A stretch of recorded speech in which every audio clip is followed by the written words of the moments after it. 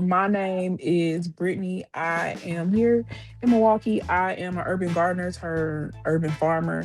I run the Melanin Urban Gardener, and I'm also a doula and a community health worker. My doula business name is Rich Auntie Maternal Care Agency. Through the Melanin Urban Gardener, I focus on teaching people how to garden. I do sell some produce, but one of the things that I launched last year was a program called Patch to Plate, where basically I teach everybody from 3 year olds all the way up to seniors how to garden. Um, Mainly, I have daycares who have me come in and teach the kids. So the whole concept is pretty much with the kids is teaching them where their food comes from so they have like a better understanding. Even like with some of the teenagers that I work with, when you kind of first start working with them and you telling them how to do stuff in the garden and things like that, that's literally like their first line is, oh, that's slave work. That's too close to slave work for me. Even in a transition, like when I started growing my own food as an adult, when I was trying to teach people in like my early 20s, that was literally everybody, almost everybody's tagline, and they actually used to make fun of me for it when I first started. But then it's kind of like now they understand. So Hmm. now it's a whole different story. And even just like with the mothers and things like that, even here now, they just passed the bill today that they can't buy soda and chips and stuff with the food stamps anymore. So that's progressively going to come down a pipeline. But it's like in all the stores in our neighborhood, that's all they have access to.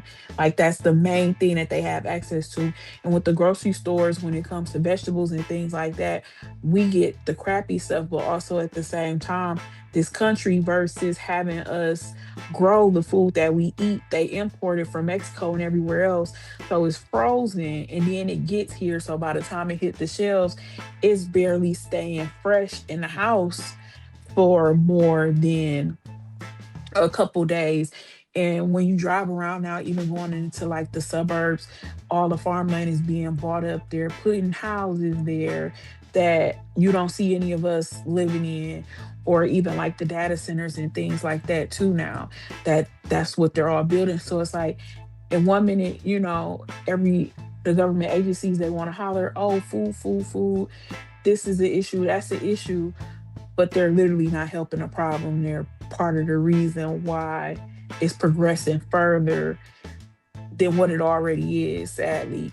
And even when it comes to getting funding from like government entities, even with like the USDA. So like if you're considered like a black farmer or like disadvantaged groups, right, for the time being, they gave you a little bit more money per square foot for what they paid out, whatever practice you did under them, right? But now was always been where everything is kind of under a lottery system anyway.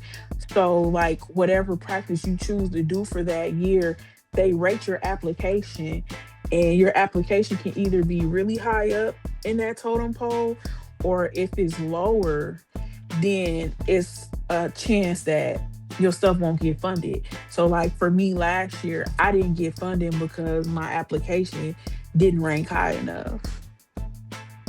So it's like you create the program where we can get more access, but then at the same time, you know, it's harder for us to get in the door. You give us money one time, and then when we come back after that, now I can't get no more money.